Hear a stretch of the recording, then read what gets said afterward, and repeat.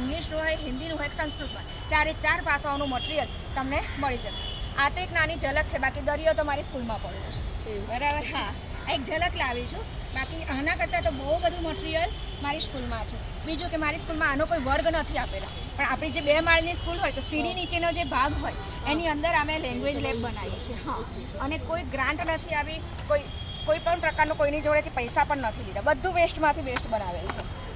બીજું કે મારી શાળામાં જ્યારે શિક્ષકો લેંગ્વેજ લેબનો ઉપયોગ કરે છે તો એના માટે રજિસ્ટર નિભાવ્યું છે કે કઈ તારીખે કયા શિક્ષકે કયા વિષયનું કયું TLM વાપર્યું એ બધું અહીંયા લખેલું છે. એટલે મારું કોઈ પણ TLM મિસ નથી થતું, કયા શિક્ષકે ક્યારે કેટલું યુઝ કર્યું એ પણ ખ્યાલ આવે છે. એટલે જ્યારે કોઈ અધિકારી આવે અથવા અન્ય શાળાના કોઈ મુલાકાતી આવે ત્યારે અમે એક આ રજિસ્ટર બતાવીએ છીએ અને બીજું આ રજિસ્ટર બતાવીએ છીએ કે એમને ફીડબેક અને સજેશન લેવામાં આવે છે. તો તમે આ જોઈ નિહાળ્યા પછી તમને આમાં શું સારું લાગ્યું અથવા શું સુધારાત્મક બાબત લાગી એ તમે લખી શકો છો.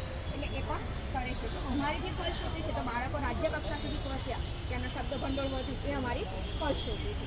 જે દીકરી અમારે જવાની છે રાજ્ય કક્ષાએ, એ દીકરીની આ જે કવિતાઓ છે, પહેલાં એ ચાલુરૂપ શબ્દો લખે છે અને અહીંયા એ કવિતાઓ બનાવે છે. એની કવિતાઓ છે એ ઘણી વખત આપણે વાંચીએ તો આપણને એમ છે કે આપણા કરતાં પણ એને સારું નથી, તમે એના શબ્દો વાંચી શકો. એનું પ્રેઝન્ટેશન પણ એટલું સરસ છે.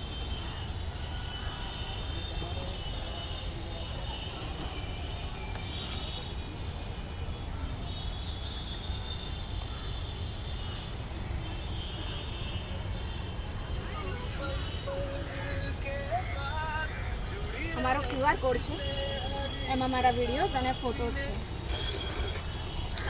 કેટલે પહોંચ્યા બેટા?